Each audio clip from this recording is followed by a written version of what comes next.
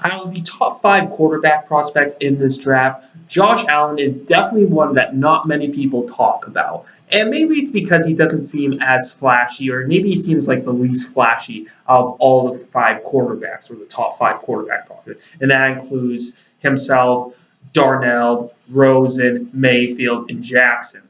Now, when it comes to Josh Allen, there's some things you're going to love about him, but there's some things you're going to look at and he's like, he needs some improvement here and there. And that comes on him on the field and off the field. Now, to start off with some of the positives, you definitely got to look at his talent. He definitely has the best arm in this draft. His arm talent is fantastic.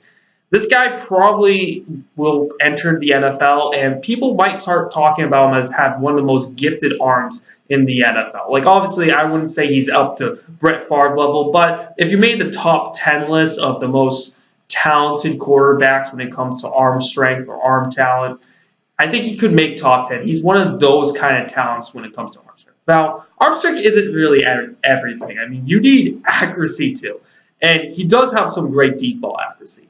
And when it comes to short and medium, I'll talk that a little bit more about the negatives. But his deep ball accuracy is phenomenal. Wide receivers really don't adjust that much. And sometimes he'll throw off a back foot and he can still complete the pass. He is very, very impressive like that.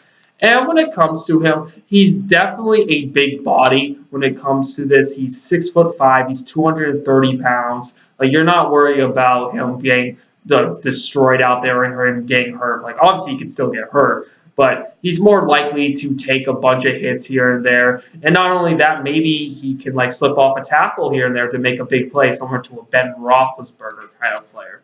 And not only that, he definitely has a good play action. I definitely think he thrives in play action. He actually definitely does a good job of selling it, and he does a pretty good job of looking around. He understands that he has time, and he looks for these targets. And not only that, he definitely has a good release. There's some quarterbacks who have cannons of the arms, but they have such a lanky release and whatnot. This guy has a legit NFL release. Now, and I think those are some really good positives, and it's definitely something that a quarterback coach could look at and be like, there's definitely something here to work with. Now, there's definitely some negatives right here. I mean, obviously, it's the short and medium throws. The short and medium throws just simply don't feel like they're there. And sometimes when you're going to be NFL, hey, sometimes just check it down to the running back, and sometimes your running back will miss a tackle or force a defender to miss a tackle and get the first down. And you got to take those chances sometimes. Checking it down to the running back. And to be honest, he's a dominant scrambler in college. I don't think he's going to be that dominant in the pros. He's going to be able to scramble here and there, but he's not going to be what he is at the professional level.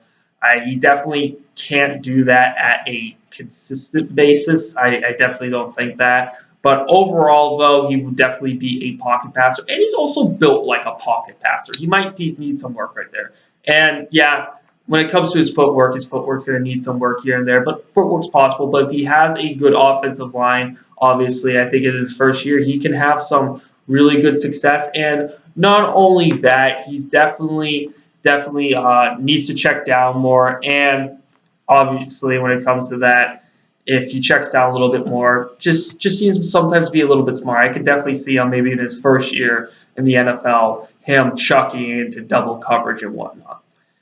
Now, when it comes to that all, his talent-wise, obviously there's a lot of great things, but a lot of things that he also needs a little bit of work in. Like he isn't super polished, but he has some polishing things here and there, but he definitely needs some technique help. And also, another note is about how he needs to just be more consistent when it comes to looking around, not only on play action. I feel like he looks for different receivers on play action.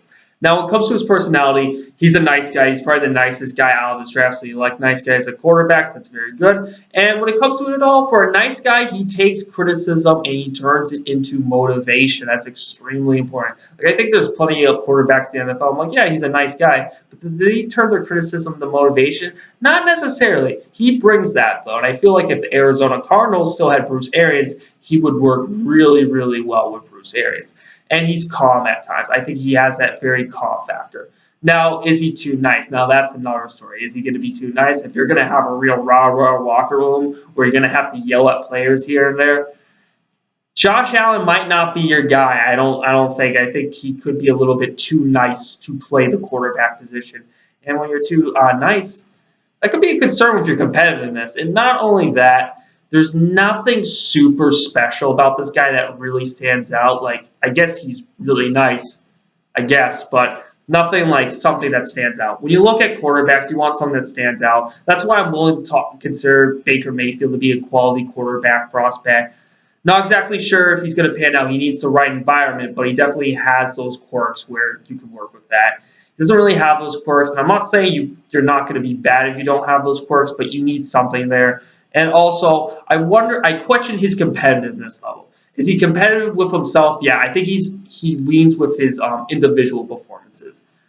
How about his team performances, though? He might not be as competitive. I feel like I feel like he's more worried about himself as a performer, and to be honest, he should be more worried about himself as a performer. But what about the team, though? You should also put the team first when it comes to the competitiveness and all. Like sometimes I feel as if that some players look at how well they do individually, kind of your mercenary kind of players. They try to do that, and when it comes to like other guys on the team, like he might not try to like criticize them or try to at least help them out.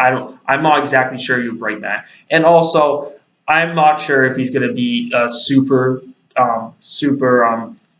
accurate at the NFL level. I mean, on the deep ball, yeah, the completion share was definitely bad, but they definitely did take a lot of shots in his Wyoming offense. And I'm still there's still that concern there where he didn't really have that great completion percentage, and he really didn't face too many great teams at Wyoming. And not only that, if you're competitive and yet your record winning isn't like super stellar, it doesn't really show much. Like his record at Wyoming was not stellar. Like it wasn't like he didn't blow you out of the waters at all. No, he didn't at all. The record doesn't there. And I feel like when it comes to quarterbacks are very important to the team.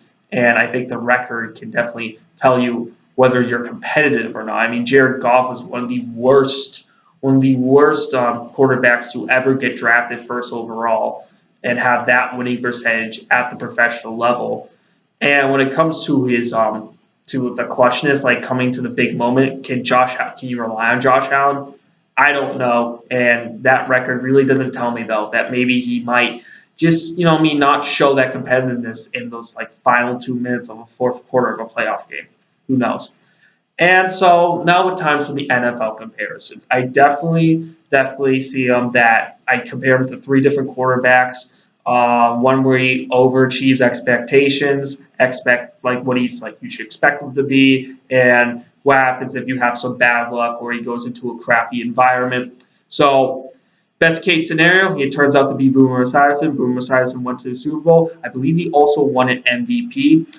And then you look at the next guy is Drew Bledsoe. He went to a Super Bowl, had some success here, but definitely a journeyman quarterback. Some of the rumors Esiason, I would say Esiason was better than Bledsoe.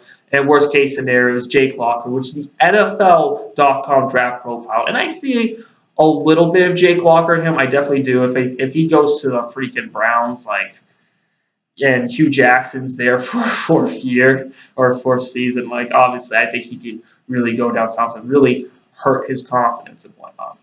But what do you guys think? Leave your comments down below. I've done my videos on Mayfield recently. I've also made a skit recently, and not only that, I do a little bit of covering about some rumors here and there, or like players that can potentially leave and whatnot. So click on those video guys if you're interested. See you guys next time. Peace.